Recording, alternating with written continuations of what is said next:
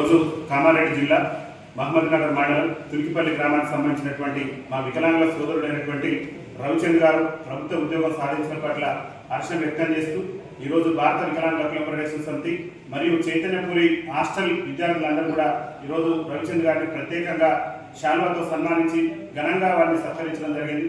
ముఖ్యంగా ఇవాళ ఒక మారుమూల తండాకు సంబంధించి తుర్కిపల్లి తండాకు సంబంధించినటువంటి మా రవి గారు ఇవాళ ప్రభుత్వ ఉద్యోగం సాధించడం అనేటటువంటి మా అందరికీ కూడా గర్వకారణం. ఎందుకంటే వికలాంగుల సమాజం విద్యకు దూరమై అంటే పాఠశాల మెట్లు కూడా ఎక్కలేనటువంటి స్థితిలో ఉండి ఇవాళ పాఠశాలలో బోధించేటటువంటి స్థాయికి రావడం రవిచంద్ర గారు ప్రభుత్వ ఉద్యోగం సాధించడం పట్ల మేమందరం కూడా హర్షం వ్యక్తం చేస్తున్నాం.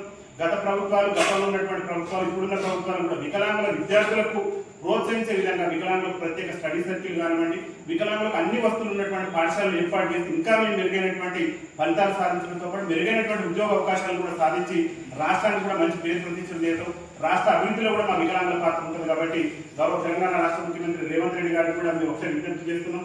మా రవిచంద్ర గారు ఒక మారుమూల ప్రాంతం నుంచి మహమ్మద్నగర్ మండలం ఎక్కడ ఉన్నటువంటి మహమ్మద్నగర్ మండలంలో ఒక తండా అయినటువంటి మరి ఆ తుర్కిపల్లి తండా నుంచి ఇవాళ ఒక ప్రభుత్వ ఉద్యోగిగా మరి మేమందరం కూడా గర్వపడుతున్నాం. ఎందుకంటే ఎన్నో కష్ట నష్టాలు అనుభవించి ఆ ఒక నిరుపేద కుటుంబంలో నుంచి ఆర్థిక పరిస్థితులు ఇబ్బంది ఉన్నా కానీ మరి తన వైకల్యం అడ్డొచ్చినా కానీ వైకల్యాన్ని సైతం జయించి పాఠశాల మెట్లు కూడా ఎక్కలేనటువంటి మా రవిచంద్ర గారు ఇవాళ పాఠశాలలో బోధించేటటువంటి ఉపాధ్యాయుని స్థాయికి ఎదగడం అంటే మా అందరికీ గర్వకారణం.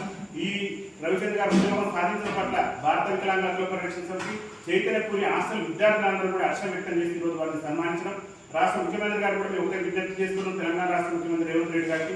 ఎందుకంటే విద్యాశాఖ మంత్రి కూడా మీరే ఉన్నారు కాబట్టి మా రవిచంద్ర గారిని మీరు ఆదర్శంగా తీసుకోండి. ఒక తండాకు సంబంధించినటువంటి విద్యార్థి ఇలా మెరుగైన ఫలితాలు సాధించి ఒక ఉద్యోగాన్ని సాధించి ప్రభుత్వ ఉద్యోగం సాధించి ఎంతో మందికి ఆదర్శం నిలబడ్డాడు. వికలాంగులు వైకల్యం ఉన్నా కానీ లక్ష్య సాధనలో మాత్రం వెనకడుగు ఇవ్వరు.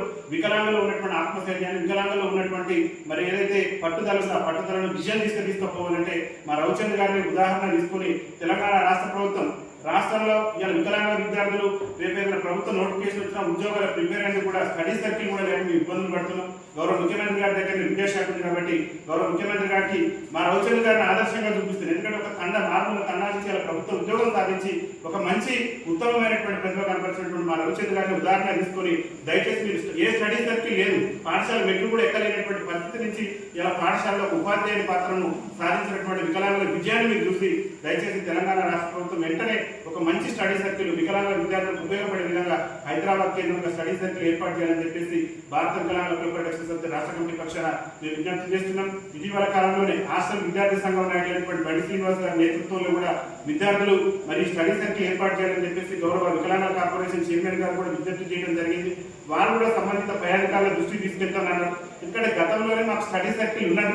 ఆ ఉన్నటువంటి స్టడీ సర్కిల్ని మళ్ళీ రీఓపెనింగ్ చేపించి మాకు చదువుకునేటటువంటి అవకాశం, మెరుగైనటువంటి ఉద్యోగాలు సాధించేటటువంటి అవకాశం ఉంటుంది. కాబట్టి గౌరవ ముఖ్యమంత్రి గారు తెలంగాణ రాష్ట్ర ప్రభుత్వం దూరదృష్టితో ఆలోచించి వికలాంగుల విద్యార్థులకు విద్య అందాలంటే ఖచ్చితంగా స్టడీ సర్కిల్ కూడా ఉంటే ఇంకా మెరుగైనటువంటి ఫలితాలు సాధించే అవకాశం ఉంటుంది. కాబట్టి రాష్ట్ర ముఖ్యమంత్రి గారి స్టడీ సర్కిల్ ఏర్పాటు కోసం కృషి చేస్తారని చెప్పేసి మా రవిచంద్ర గారు లాంటి ఉపాధ్యాయులు కూడా వికలాంగుల ఉపాధ్యాయులు కూడా ప్రత్యేకమైనటువంటి సదుపాయాలు కల్పించాలి. ఎందుకంటే మేము పాఠశాల బిడ్డలెక్కలేనటువంటి పరిస్థితిలో ఉన్నాం. మాకు అన్ని ర్యాంకులు కనబడి వికలాంగుల ఉపాధ్యాయులకు అదనంగా వేతనాన్ని గురించి మేము ఇంకొక విజ్ఞప్తి కూడా చేస్తున్నాం రాష్ట్ర ముఖ్యమంత్రి గారికి. ప్రభుత్వ ఉద్యోగస్తులతో పాటు వికలాంగుల ఉద్యోగస్తులకు ఆదివారం కాకుండా అదనంగా మరో దేని కూడా సెలవు ఇవ్వాలని చెప్పేసి మేము కోరుతున్నాం. ఎందుకు అదనంగా సెలవు ఇవ్వాలంటే మేము ఇబ్బంది పడుకుంటూ సమయభావాన్ని కూడా తగ్గించాలి. ప్రతిరోజు స్కూల్లో ఉండే సమయాల్లో 1 గంట వెసులుబాటు మాకు కల్పించి మా వికలాంగుల ఉద్యోగస్తులకు వెసులుబాటు కల్పించి మా యొక్క అభ్యున్నతికి పాటుపడాలని చెప్పేసి రాష్ట్ర ప్రభుత్వానికి, రాష్ట్ర ముఖ్యమంత్రి గారికి మేము విజ్ఞప్తి చేస్తున్నాం. ఏదైనప్పటికీ కూడా ఒక మారుమూల తండా నుంచి ఇంత అత్యున్నతమైనటువంటి ఉద్యోగాన్ని సాధించినటువంటి మా రవిచంద్ర గారికి మా రాష్ట్ర కమిటీ పక్షాన ధన్యవాదాలు తెలియజేస్తూ ఈరోజు వారిని సన్మానించడం జరిగింది. ప్రత్యేకంగా వారికి రాష్ట్ర కమిటీ పక్షాన కంగ్రాచులేషన్స్ రవిచంద్ర గారు.